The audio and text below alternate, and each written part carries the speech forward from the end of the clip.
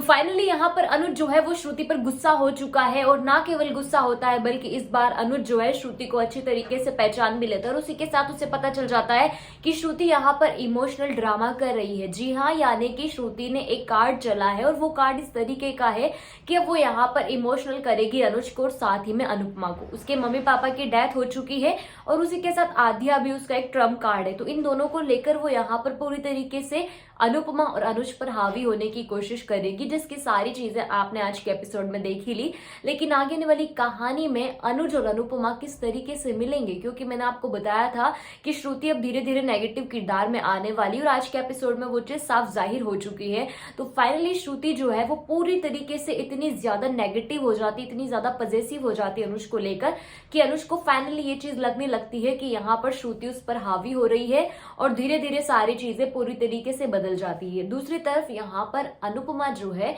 उसके और साथ ही में यशदीप के बीच में जो सारी चीजें हैं, उसी के साथ यहाँ फाइनली जो है स्पाइस एंड चटनी का जो बिजनेस है वो पूरी तरीके से ठप हो चुका है, यानी कि वो लोग अब यहाँ पर बैंक करप्ट हो चुके हैं। और उन सब चीजों के बाद अब यहाँ अनुपमा फाइनली यशदीप के साथ मिलकर रेस्टोरेंट को एक नया जन्म देती है, और इन सब चीजों में अनुज जो है वो अनुपमा की मदद करता हुआ आपको दिखाया जाएगा। और अनुपमा इस लेवल पर, इस कंडीशन पर आ जाती है कि वहां अनुपमा हम कह सकते हैं कि उसको सबसे ज्यादा अनुज की जरूरत होती है, और अनुज जो है अनुपमा के लिए स्टैंड लेता है। यानी कि इतने टाइम में उसने अनुपमा के लिए कोई स्टैंड नहीं लिया, उसने अनुपमा को दुख के बजाय कुछ नहीं दिया, यानी कि सिर्फ और सिर्फ दुख ही दिया है। लेकिन अब आगे वाली कहानी में आप देखोगे कि अनुज जो है अनुपमा के लिए खड़ा होता है, और फाइनली आपको एक चीज और दिखाई जाएगी कि इन सब चीजों के दौरान जब अनुपमा मुश्किल में होगी, तोशु नहीं मिल रहा होगा, तो यहाँ पर उसकी जमानत पर वाकई में क्वेश्चन चिन्ह लग जाएगा। और उन सब चीजों के बीच में यहाँ पर श्रुति जो है वो तब यहाँ अनुज को रोकेगी, यानी कि वो अनुपमा की मदद ना करे।